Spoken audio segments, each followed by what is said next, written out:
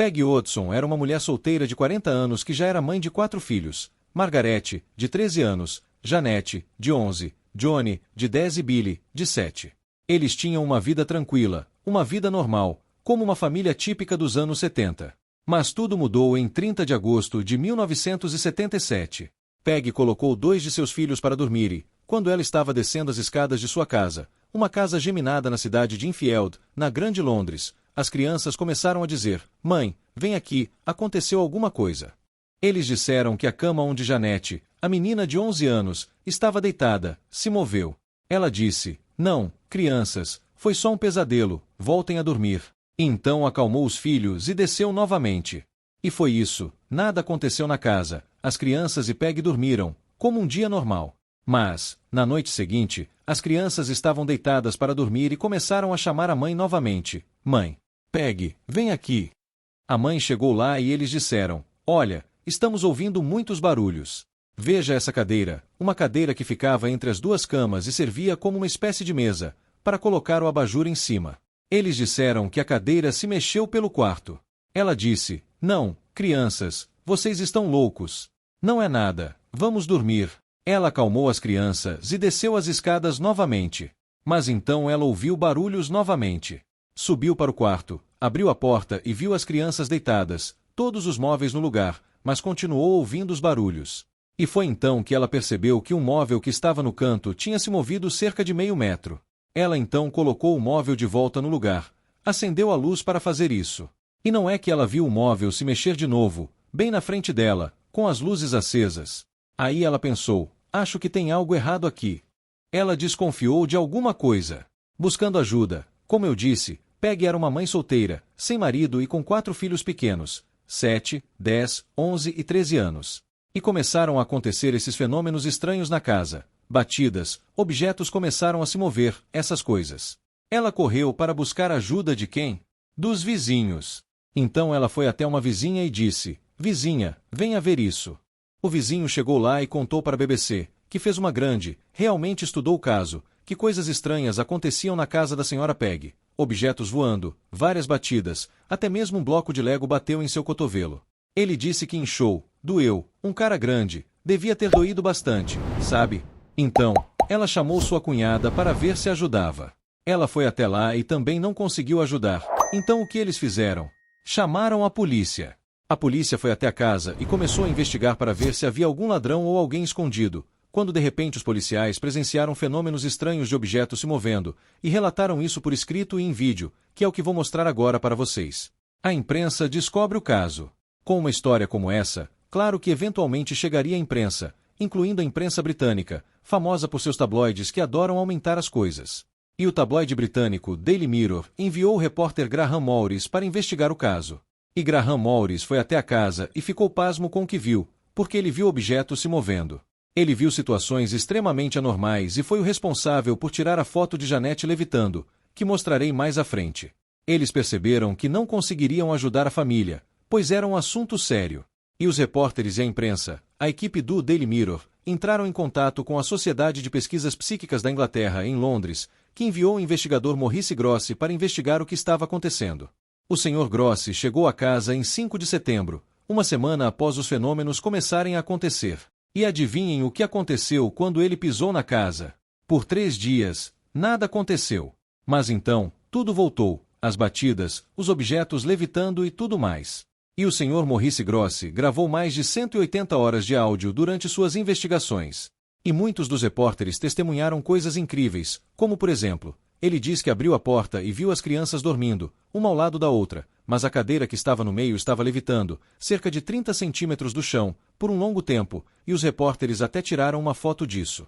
Então, os repórteres testemunharam as portas do armário se abrindo, objetos voando e muitas outras coisas. Então, em 10 de setembro de 1977, a família Enfield ganhou a capa do tabloide britânico Daily Mirror, fazendo com que toda a nação, toda a Inglaterra, o Reino Unido, descobrisse este caso fantástico. O Sr. Grossi tentou se comunicar através de batidas, 2 para sim e 1 para não, para conversar com a entidade. Ele gravou várias vezes isso. Vou mostrar para vocês a parte em que ele entrevista o que estava perturbando a vida da família.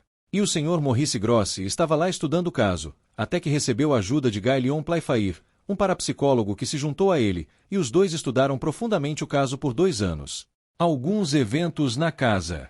Olhem, mesmo com a polícia, vizinhos e um pesquisador lá, os eventos não pararam e algumas das coisas que aconteceram foram: os objetos se moviam, como eu já disse várias vezes, ou desapareciam e apareciam em outro lugar.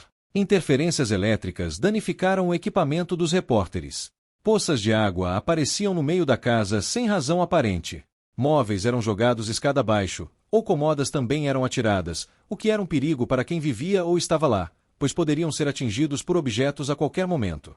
E também ocorreram incêndios que apareciam e desapareciam sem deixar marcas de queimadura, nada.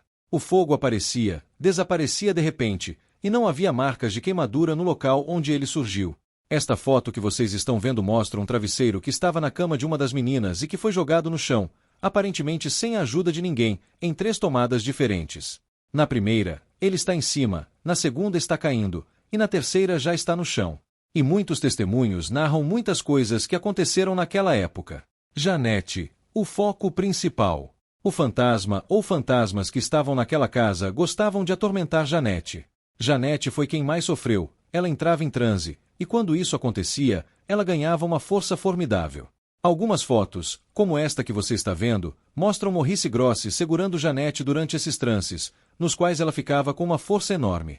E muitas coisas aconteceram com Janete, que vou mostrar aqui para vocês, como o dia em que a encontraram dormindo em cima de uma caixa de som, de um rádio. O seguinte aconteceu: uma vez, Janete não estava se sentindo muito bem, e o médico estava lá e aplicou 10 mg de Valium, diazepam, que é uma dosagem forte. E o que aconteceu? Ela dormiu. Então, ela estava dormindo lá no quarto de cima, e todos os adultos estavam conversando no andar de baixo, quando ouviram um barulho. Então, um homem subiu, acho que foi o cunhado de Peg, para ver o que aconteceu, e ele olhou e não viu as meninas na cama, olhou debaixo da cama, e ao se virar viu Janete dormindo em cima de uma caixa de som. Ela estava no topo da caixa de som, com o braço caído e uma perna para cima. É uma foto muito interessante. Vejam o que aconteceu com a menina. E isso se repetiu 3 vezes. Janete também relatou que uma vez quase foi estrangulada pela cortina. Ao lado da cama dela havia uma janela com uma cortina para evitar que a luz do sol passasse, dando mais calor ao quarto. E ela diz que a cortina um dia começou a se enrolar e veio em direção ao seu pescoço, como se estivesse tentando estrangulá-la. Essa sequência de fotos que estou mostrando também tem 3 tomadas, mostrando a cortina de uma maneira, depois enrolando e se enrolando completamente. E a levitação. Lembram-se quando falei de gravar móveis? O repórter que foi enviado pelo Daily Mirror para verificar o caso. E ele tirou a foto e fez a Sociedade de Pesquisas Psíquicas vir estudá-lo e enviar Maurice Grossi. É esta aqui, a famosa foto da levitação. Ela mostra a Janete meio que voando pelo quarto. E isso aconteceu com ela algumas vezes. Acho que vocês já viram esta foto em algum lugar, ou vão vê-la bastante na época em que lançarem Invocação do Mal 2. Essa é a foto mais famosa do caso Infiel. A Janete, com 11 anos, voando pelo ar. Mas nada, assombrados, foi mais surpreendente do que a mudança de voz da pequena Janete. Mudança de voz de Janete. Janete começou a falar com uma voz diferente mais ou menos em novembro. Como ela disse, vários espíritos falavam com uma voz de homem, muito rouca. O som escapava pela boca dela, algo incrível para uma menina de 11 anos. E eles falavam palavrões, até mesmo palavras obscenas. Um fantasma, que se manifestou mais, que falava através de Janete, foi Bill Wilkins, e ele disse o seguinte: pouco antes de morrer, fiquei cego, depois tive uma hemorragia e adormeci e morri na cadeira no canto das escadas. E isso realmente aconteceu. Eles encontraram registros de que esse Bill Wilkins morreu dessa forma naquele lugar. Cara, estou fora. Há muitos registros de vozes. Se vocês procurarem no YouTube, há áudios e mais áudios de Janete falando com essa voz gutural, horrível. Médicos estudaram Janete para ver de onde vinha essa voz, se ela mesma forçava para fazer essas coisas. Como tudo terminou. Os fenômenos continuaram. Janete falando com aquela voz, objetos se movendo, essas coisas. Eles levaram Janete então para ficar 6 semanas em um hospital no sul de Londres. E foi então que os fenômenos na casa começaram a diminuir. Não encontraram nada de anormal na saúde física ou mental da pequena Janete. E Janete disse, após muito tempo, que acredita que tudo parou por causa da visita de um padre que ocorreu em 1978 e que foi devido à visita dele que as entidades foram embora. Mas elas não foram embora completamente, porque a senhora Peggy, que continuou morando na casa até sua morte, viveu lá por mais 20 anos depois de tudo que aconteceu e disse que se sentia observada, ouvia barulhos de vez em quando. Isso foi confirmado por seu filho Billy, que viveu todo esse tempo com ela. Janete sempre foi muito reticente, nunca quis falar sobre o caso depois que aconteceu, tanto que acho que sua primeira aparição foi em 2012. Ela esteve em um programa de TV para contar e relembrar os fatos, disse algumas coisas, e hoje vive em Essex, na Inglaterra, com seu marido, que é leiteiro.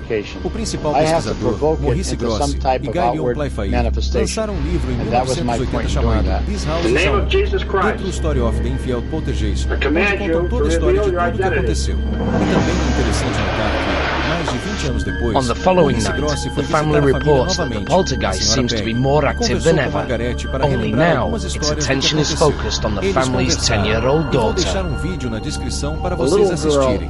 O que dizem os céticos? O que os céticos dizem? Vou resumir para vocês aqui. É tudo uma farsa. Tudo mentira. Foram as meninas que inventaram tudo isso. Esse pesquisador, Maurice Grossi, não tinha formação em magia, em truques, em nada. Ele foi enganado pelas crianças. Ele não percebeu, mas foram elas que fizeram tudo isso.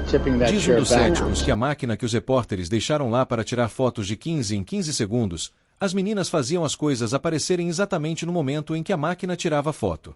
Ou a voz gutural da Janete, que ela mesma fazia, pois era uma ventríloqua, e através do ventriloquismo, ela conseguia criar aquela voz gutural. E mais, eles dizem, sabem aquela foto da levitação? Onde Janete aparece. A mais famosa do caso não foi levitação nem nada. And I Olhem saw it essa slide sequência off aqui, to the right, assombrados. Na at verdade, 3.5 to ela 4 pulou da feet cama. before it came O to repórter rest. estava tirando fotos e ele I selecionou checked a to see foto whether or not it certa, could possibly have mostrando slid como se along ela the floor. estivesse I placed a marble levitando. on Mas, the na floor verdade, to see whether ela or not apenas the pulou da marble cama. E é would isso que essas go in the fotos same mostram. direction Ela não levitou. as the chair Eu sei did, que and no it filme didn't parece que roll ela at vai all. levitar até o teto. Vai ficar I presa checked the lá. wires Coisa under de the cushion of Hollywood. the chair, and I Nada could find disso explanation at aconteceu. all. Agora, This was o actually melhor the vem a result. seguir. Será que as meninas You're falsificaram here, tudo? the A confissão whistling das irmãs. first of all, and then the Assombrados. Será que tudo foi um engano de Janete e Margarete? As duas eram muito próximas. O epicentro era Janete, e elas deixaram algumas pistas. Elas disseram que cerca de 2% das coisas que aconteceram lá, apenas 2%, foram feitas por elas, que gostavam de atormentar Guy Lyon Playfair para ver se ele descobria, e ele sempre descobria quando elas o enganavam. E o mais interessante foi uma entrevista em 1980. O repórter pergunta a Janete como era ser assombrada por um fantasma. E ela disse, não é assombrada. Então, sua irmã Margarete dá uma risada e diz, quieto, e ri. Vou mostrar essa gravação para vocês agora. Então, será que isso tudo foi um truque dessas duas meninas? Elas enganaram todos. Vizinhos, pais, irmãos, policiais, parentes, os pesquisadores da SPR e todos os outros. Explicação alternativa. O fenômeno poltergeist. Vou propor uma explicação alternativa. O fenômeno poltergeist. Existem muitos tipos de fantasmas. Como eu disse, são 5 tipos: natural, distorção, poltergeist, entidade e impressões. Vou listar aqui. Esse caso que vimos se encaixa classicamente em um fantasma poltergeist, que geralmente é causado por meninas que estão entrando na fase da adolescência, com as mudanças hormonais, essas coisas. E os pesquisadores acreditam que isso libera a capacidade telecinética, que é uma habilidade que temos escondida em nosso cérebro. Neste caso, tínhamos 2 meninas, uma com 11 e outra com 13 anos. E elas poderiam ser o epicentro. E a atividade poltergeist desaparece quando o agente causador, que aqui é Janete, sai do local. Foi isso que aconteceu. Quando ela saiu e foi para o hospital e ficou 6 semanas no sul de Londres, os fenômenos na casa cessaram. Então, pode ser um caso clássico de poltergeist, que significa fantasma brincalhão em alemão. Vou deixar o link para vocês saberem tudo sobre esse tipo de fantasma poltergeist na descrição. O filme Invocação do Mal 2. O filme Invocação do Mal 2. Bem, vocês imaginam que um caso como esse seria explorado pela indústria cinematográfica, principalmente lá no Reino Unido, Inglaterra. Muitos programas surgiram descrevendo o caso infiel, incluindo um, do ano passado, uma série de 3 episódios chamada The Infiel Daunting, que foi exibida naquele país. E Hollywood também não ia deixar isso quieto. Eles decidiram fazer a sequência do grande sucesso que foi Invocação do Mal, que contou o caso de Ed Lorraine Warren em Harrisville, falando sobre o fantasma de Infiel. Então, Invocação do Mal 2, a história é a seguinte. 7 anos após os eventos de Invocação do Mal, Lorraine e Ed Warren desembarcam na Inglaterra para ajudar uma família atormentada por uma manifestação poltergeist em sua filha. A trama é baseada no caso poltergeist de Infiel, registrado no final dos anos 70. Além disso, é divulgado que a história vem dos arquivos reais de casos de Ed e Lorraine Warren. Mostrei algumas cenas do trailer para vocês verem e deve ser um filme muito bom. Vamos assistir em junho para depois darmos nosso veredito. Há algo errado nessa história. Há algo errado na história. Assombrados. Quantas vezes eu falei que Ed e Lorraine Warren foram investigar o caso do poltergeist de Infiel? Acho que vocês me ouviram falar várias vezes o nome do pesquisador Maurice Grosse e Guy Leon Playfair. Eu praticamente não mencionei Ed e Lorraine Warren. Então, é uma grande mentira. Uma grande besteira eles dizerem que esse caso foi estudado por eles. Guy Leon Playfair até deu uma entrevista para uma estação de rádio no final do ano passado, onde disse que os Warren foram até a casa dos Hodgson sem serem convidados e ficaram lá por menos de um dia. E mais, ele disse que Ed chegou até ele e disse que eles poderiam ganhar muito dinheiro com aquele caso. Claro, aqui está a continuação da tradução. E mais, ele disse que Ed chegou até ele e disse que eles poderiam ganhar muito dinheiro com aquele caso. Então, ele percebeu na hora o tipo de pessoa que era Ed e se afastou dele, desdenhando completamente dos Warren. Ele disse que Ed era, coloque aqui o palavrão que você quiser, e que ele não falaria nada sobre Lorraine porque ela ainda estava viva. E ele continua descrevendo como foi a visita dos Warren lá. Eles chegaram sem serem convidados. Os Hodgson nem sabiam quem eles eram. Então, Ed disse a ele que poderiam ganhar dinheiro com aquilo, e ele respondeu que trabalhava para a Sociedade de Pesquisas Psíquicas, um instituto renomado, e que não era desse jeito que eles trabalhavam, e parou de falar com Ed. Foi quando eles perceberam que não seriam bem-vindos lá, e partiram menos de um dia depois, do mesmo jeito que chegaram. Então, não faz sentido criar essa ideia de que o caso foi investigado pelos Warren, certo? Então, um cara do Wikinver, que é um site, pensou, por que o estúdio fez isso? Já que os Warren têm tantos casos, eles investigaram Amityville, publicaram 6 livros, apareceram como autores ou coautores de outros 7 livros. Por que não escolheram outro caso?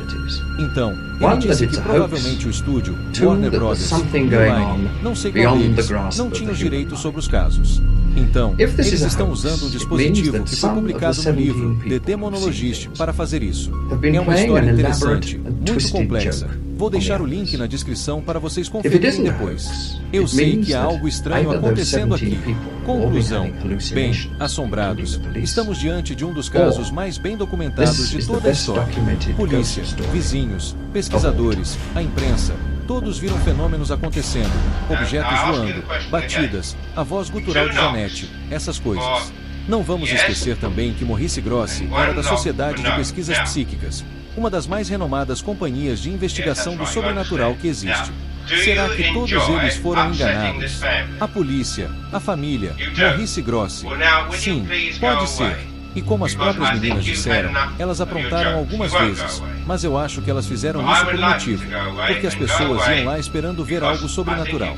Então, quando elas chegavam e isso não acontecia o tempo todo, as meninas tentavam agradar as pessoas, ou, por pura travessura, fazendo algo sobrenatural e acabaram sendo pegas algumas vezes. Mas na maior parte do tempo, eu acredito que isso aconteceu, porque esse caso se encaixa perfeitamente em um caso clássico de poltergeist. Então, para mim, o caso Infiel realmente aconteceu. Muito do que foi registrado é verdade. Eu acho que Janete realmente tinha um pouco de ventriloquismo. Acho que falei certo. Porque eu assisti bastante para fazer este vídeo e vi que ela fazia aquilo com tanta naturalidade, na hora que queria, e não parecia que era uma entidade incorporada nela que fazia sair pela boca. Tanto que eu desconfio disso. Acho que ela meio que fazia aquelas vozes lá, ok, assombrados. E eu não sei. Essas meninas têm uma carinha de traquinas. Pode ser que todo esse caso seja uma fraude completa. Mas vou confiar em Maurice Grosse, que estudou tão profundamente, estava lá. Estou falando de mais de 40 anos depois, eu não estava lá, não ouvi as 180 horas de vídeo, nada. Então, vou dar um voto de confiança a eles. Deve ter acontecido muita coisa assim, mas também houve muita mentira. E o que mais me chocou, para concluir, foi que Ed e Lorraine Warren quase não tiveram nada a ver com esse caso. É totalmente besteira esse filme dizer que foi um caso investigado pelos Warren da maneira como vão mostrar. E saber que Ed falou com Guy Leon Playfair sobre ganhar muito dinheiro sugere um comportamento. Não sei, é difícil dizer isso, mas não é nada bom, entende? Então, isso me deixou muito decepcionado e também pensativo, certo? Minha conclusão é que o fantasma, os fenômenos aconteceram na maior parte do tempo, alguns foram falsificados, e o fantasma de Infiel é, de fato, uma das maiores histórias já pesquisadas sobre o sobrenatural. Então é isso. Espero que tenham gostado de conhecer a verdadeira história de Invocação do Mal 2. Dê um like e sua opinião. Compartilhe o vídeo e até o próximo especial. Desbravando o desconhecido, a busca nunca cessa. Verdades ocultas no escuro, abrindo toda a festa. Entre mitos e verdades, faço o fato brilhar. No canal do mistério, ninguém pode faltar.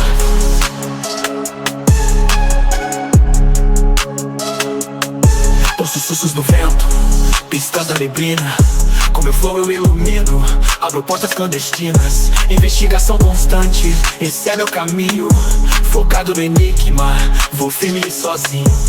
Do plano ao além, em cada direção. Deixando pegada, alimentando a paixão. Curiosidade saciável, o desconhecido é vasto. Juntando peça por peça no mic, medo estardalhaço.